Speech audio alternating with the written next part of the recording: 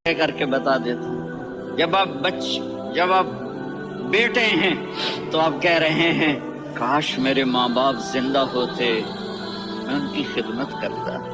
پھر فرمایا اور نہیں تو میری ماں تو ہوتی، چونکہ ماں کو دیکھا ہے نا، باپ کو دیکھا نہیں ہے، تو فرمایا کاش میری ماں زندہ ہوتی اور میں عشاء کی نماز کے لیے مصلی پہ کھڑے ہو کے الحمدللہ رب العالمین پڑھ رہا ہوتا، اور ادھر سے میری ماں مجھے بلاتی محمد، تو میں نماز توڑ کے کہتا جی اماں جان میں آ رہا ہوں، نماز پھر پڑھا دوں گا۔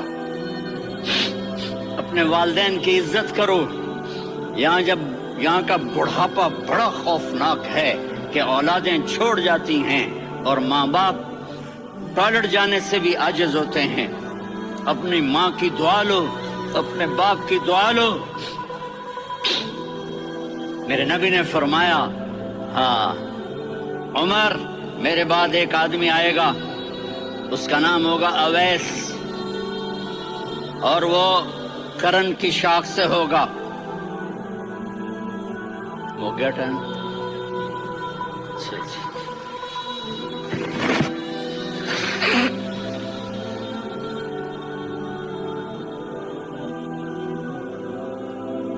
اس سے دعا کرانا، علی آپ بھی، عمر آپ بھی۔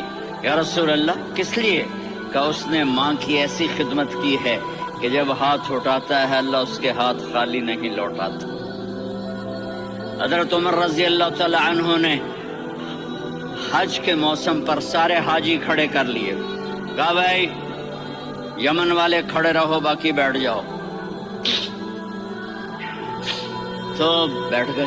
پھر فرمایا کہ یمن والے بیٹھ جاؤ، قرن والے کھڑے رہ جاؤ، تو ایک آدمی کھڑا رہا، کہا تم قرنی ہو؟ کہا جی ہاں۔ اویس کو جانتے ہو؟ جی میرے بھائی کا بیٹا ہے لیکن تھوڑا پاگل سا ہے، آپ کیوں پوچھ رہے ہیں؟ حضرت عمر نے فرمایا وہ نہیں، تو پاگل ہے۔ کدھر ہے؟ کہا یہ اونٹ چرانے گیا ہے ادھر عرفات کی طرف۔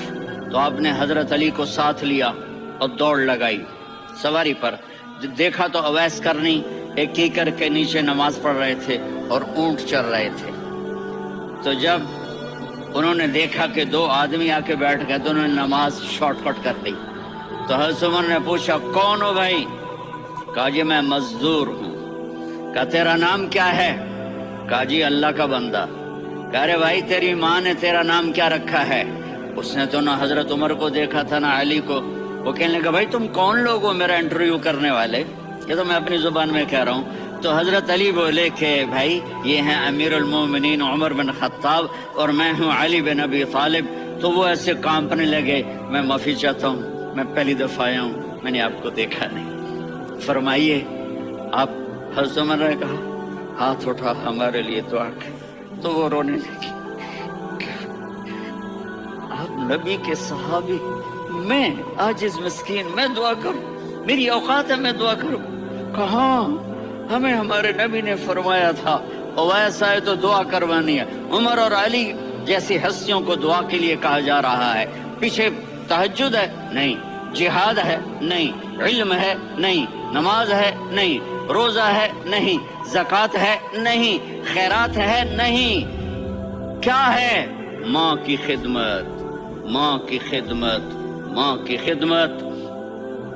میرے نبی نے فرمایا لوگ جنت میں چلیں گے، اویس چلے گا، جب گیٹ پر پہنچے گا تو اللہ کہیں گے اویس کو پیچھے ہٹا دو، باقی اندر چلے جاؤ۔ تو اویس کرنے ڈر جائیں گے کہ یا اللہ جنت کے دروازے پر مجھے پیچھے ہٹا دیا، تو اللہ کہیں گے پیچھے دیکھو، ویسے پیچھے مڑ کے دیکھیں گے تو لوگوں کا مجمع ہوگا جو جہنم میں جا رہے ہوں گے، ایمان والے، گنہگار مسلمان۔ تو میرا اللہ کہے گا اویس اپنی انگلی کو پھیرتا جا، جس جس پر تیری انگلی پڑے گی تیری تو فیل سب کو جنت میں ڈال دوں گا۔ یہ ماں ہے، صرف ڈالر ہی سب کچھ نہیں ہے، یہ ماں ہے۔ میرے نبی نے فرمایا تیرا باپ تیری جنت کا سب سے بڑا دروازہ ہے، اگر تو نے باپ کو ناراض کر کے موت پائی تو تیرے لیے جنت کا دروازہ کھل نہ سکے گا، یہ باپ کا مقام ہے۔ پھر آپ نے 11 شادیاں کی، کیوں کی؟ سنو حدیث، ما تزوجت وما زوجت الا بوحی من السماء، नज़ल बिही जिब्रील, का मेरे साथियों सुनो, अल्लाह की कसम मैंने कोई शादी अपनी मर्जी से नहीं की, मेरे अल्लाह ने फरमाया यहाँ करो, मैंने की। मैंने अपनी बेटी वहां दी जहां मेरे अल्लाह ने फरमाया। तो इतनी शादियां क्यों की हैं? हमें घर की जिंदगी समझाने के लिए। मेरी बात गौर से सुनो, दुनिया का सबसे बड़ा रिश्ता खामिद और बीवी है, सबसे मुकद्दस रिश्ता माँ बाप है, लेकिन सबसे बड़ा रिश्ता खामिद और बीवी है। जब ये टूट जाता है तो पूरी नस्ल बर्बाद हो जाती है।